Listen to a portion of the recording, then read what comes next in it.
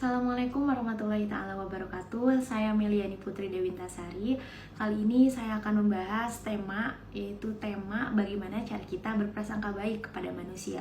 Dan berprasangka baik ini tidak hanya kepada manusia saja, tetapi kepada manusia dan kepada Allah. Dan berprasangka baik, sebelum kita memasuki topik, kita harus tahu dulu, berprasangka baik ini adalah suatu perasaan atau suatu batin. Kita tidak bisa definisikan prasangka ini omongan yang kita lontarkan kepada orang lain. Ini tidak bisa. Berprasangka ini adanya di batin. Ketika kita merasa dia jelek, merasa dia penipu, itu adalah dari batin kita. Dan contohnya berprasangka buruk itu dalam dunia bisnis itu memang benar-benar ada. Contohnya ketika ada seseorang yang menawarkan kita kerjasama, kemudian di dalam batin kita melontarkan seperti, aduh kayaknya orang ini penipu nih, kayaknya orang ini bakalan nipu saya gitu. Jadi sehingga kita ini berprasangka buruk, orang ini penipu saya. Ketika itu kita memvonis dia adalah penipu, padahal dia mempunyai niat baik untuk kerjasama dengan kita. Setelah kita memvonis dia penipu, kemudian sikap kita kepada dia itu berubah 360 derajat. Kita berubah, kita memperlakukan dia seolah-olah dia itu sebagai penipu. Itu adalah dampak berprasangka buruk. Ketika kita berprasangka buruk dengan orang lain, maka sikap kita itu terhadap orang lain itu akan buruk. Maka sebisa mungkin kita tidak boleh berprasangka buruk kepada orang lain.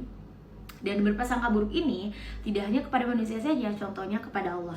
Ketika kita berdoa, ya Allah, saya mah yakin banget saya nanti gak bakalan sukses, saya tidak punya passion, saya tidak punya privilege, saya keluarganya kurang dari ekonomi yang kurang mampu. Itu adalah namanya berprasangka buruk sama Allah.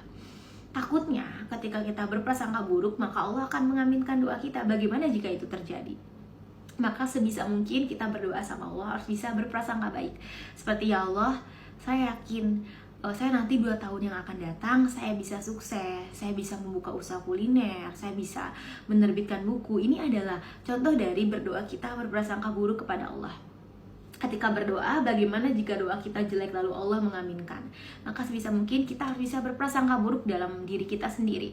Atau ketika kita bertemu dengan orang yang tatoan, atau bertemu dengan orang pejudi, kita memvonis bahwasannya orang ini tidak bisa diajak kerjasama dalam berbisnis, karena takutnya dalam jangka panjang atau dalam jangka pendek orang ini tidak bisa dipercaya. Kita tidak boleh memandang orang dari covernya. Cuman dalam tahap kita berprasangka baik kepada manusia dalam hal berbisnis, kita tidak hanya harus berprasangka baik saja, tetapi kita harus menggunakan telinga kita dan harus menggunakan mata kita.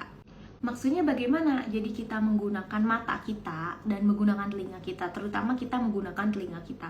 Ketika kita misalnya diajak berbisnis, kita dengarkan telinga kita yang ramah sampai akhir, sehingga kita tidak boleh memvonis orang lain itu dalam keburukan. Kita dengarkan sampai akhir, lalu kita ambil kesimpulan. Kita nggak boleh ketika kita orang lain bercerita awal, baru aja awal orang ini bercerita, kita memvonis, oh ternyata dia pencuri, oh ternyata dia orang yang nggak baik. Nggak boleh seperti itu. Kita dengarkan telinga kita itu sampai cerita orang itu benar-benar selesai.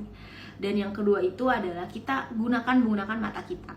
Jadi ketika kita melihat orang ini berbicara, kita bisa ambil kesimpulan setelah orang ini berbicara. Kemudian mata kita harus bisa meneliti apakah orang ini bisa dipercaya, apakah orang ini tidak bisa dipercaya. Kita harus teliti, karena tidak cukup saja kita berprasangka baik kepada manusia, apalagi dalam hal berbisnis. Ketika kita kecolongan, maka kita akan rugi besar. Jadi tipsnya itu adalah kita mendengarkan orang lain ceritanya sampai selesai, kemudian kita harus teliti. Pertanyaannya, bagaimana jika kita sudah berprasangka baik tapi ada orang yang ingin menipu kita? Itu jawabannya adalah ambil hikmahnya. Kita anggap aja ini sedekah.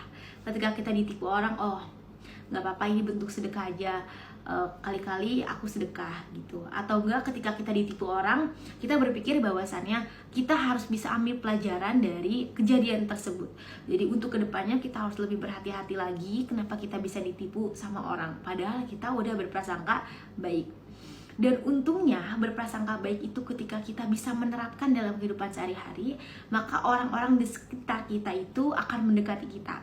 Tapi beda lagi dengan orang-orang yang bisa berprasangka buruk, maka di sekitar kita pun akan menjauh. Kita nggak ada relasi, nggak punya teman. Itu adalah kenapa kita harus bisa berprasangka baik. Dan ketika berdoa, kita berprasangka baik, siapa tahu malaikat lewat, kemudian Allah tersenyum.